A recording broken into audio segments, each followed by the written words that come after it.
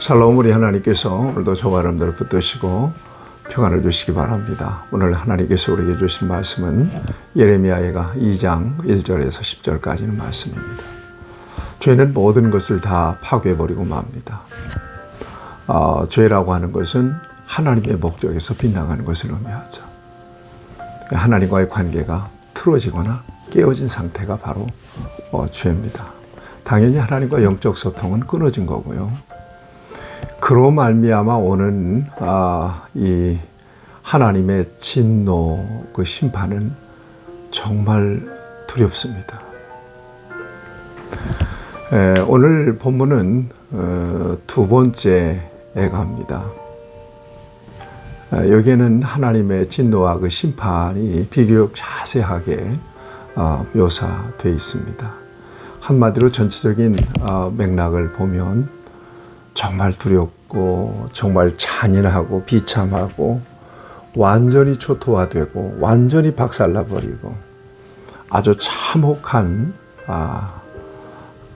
하나님의 진노와 심판의 모습을 보여주고 있습니다.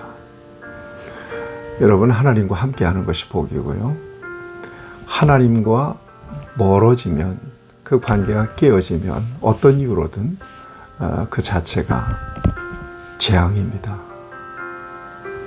하나님 안에서 믿음으로 살아가는 것이, 또 하나님께서 우리에게 요구하시는 대로 선하신 계획과 목적을 따라 하나님 말씀에 순종하면서 살아가는 것이 저와 여러분들에게 가장 큰 복이라고 하는 것을 다시 한번 마음속 깊이 새겨두시길 축복합니다.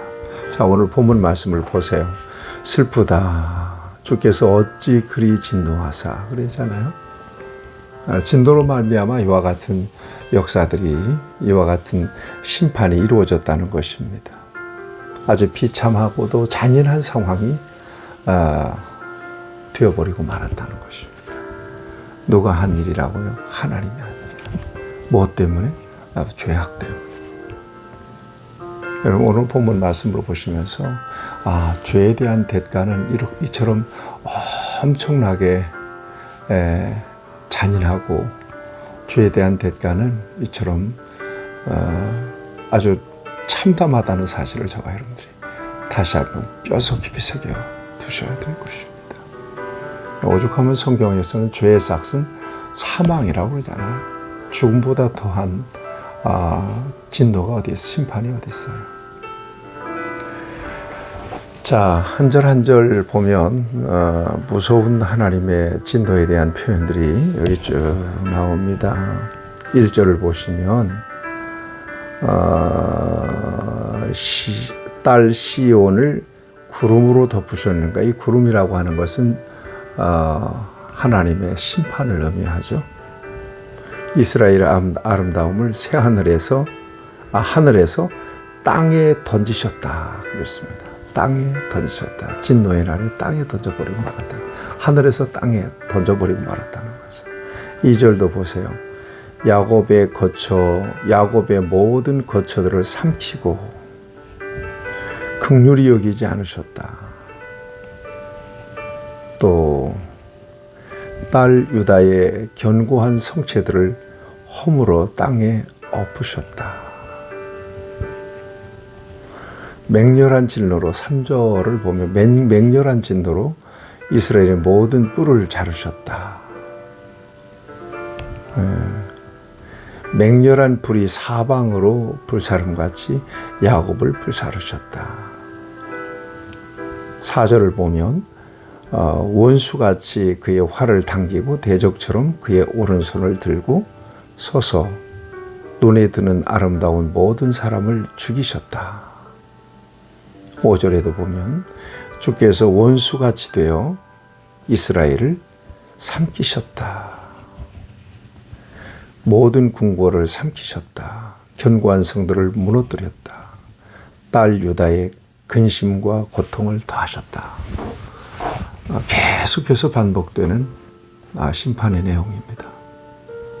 네, 이것은 바로 하나님의 진노로 이루어진 일입니다. 죄를 짓는 순간은 짜릿할 수 있습니다. 그러나 그 죄에 대한 대가는 정말 참담합니다. 그러므로 저와 여러분들이 죄를 무서워해야 합니다. 시편 1편에서 뭐라고 말씀하세요?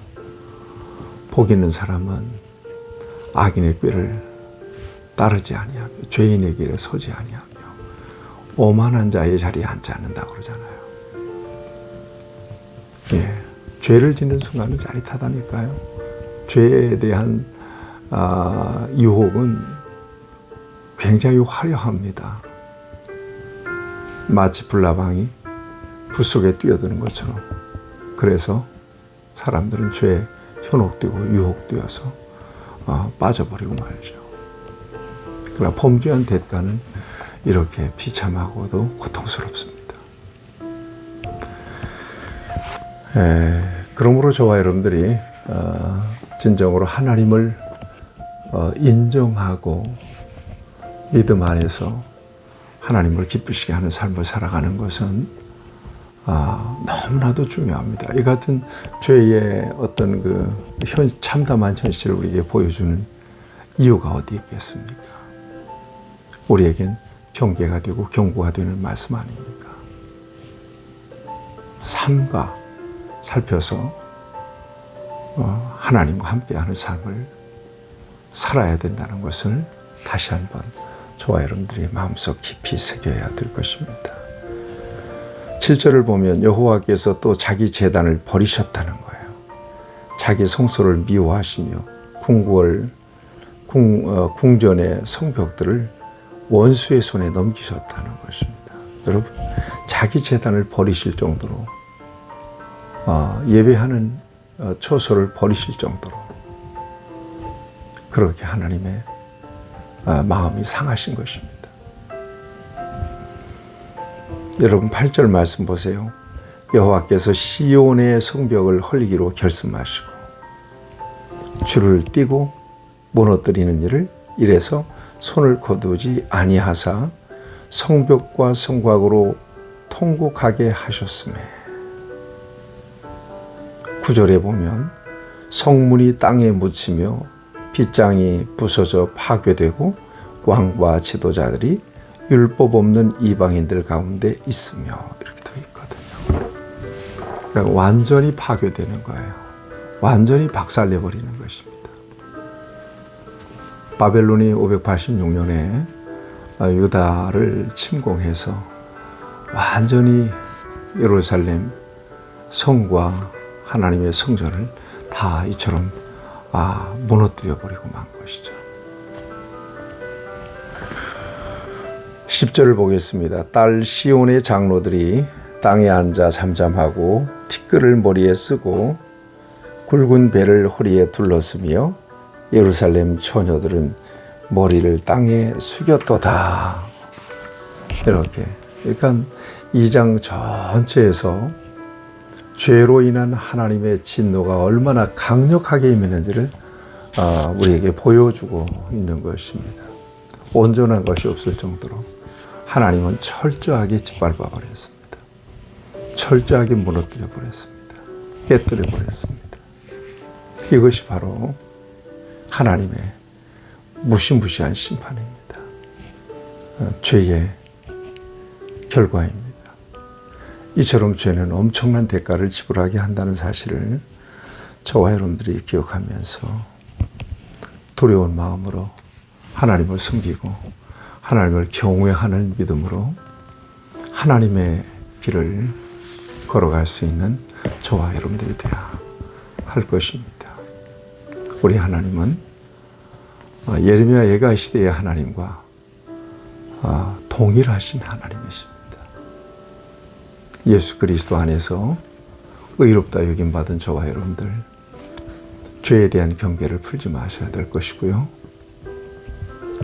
주님이 우리에게 가르쳐 주신 대로 좁은 길을 걸으며 또 좁은 문으로 들어가는 그런 수고로움이 있다 할지라도 절대로 죄와는 타협하지 않는 죄의 유혹과 시험에 넘어가지 않는 그런 견고한 믿음 위에, 뿌리 깊은 믿음 위에 견고하게 서는 저와 여러분들이 되실 수 있기를 축복합니다.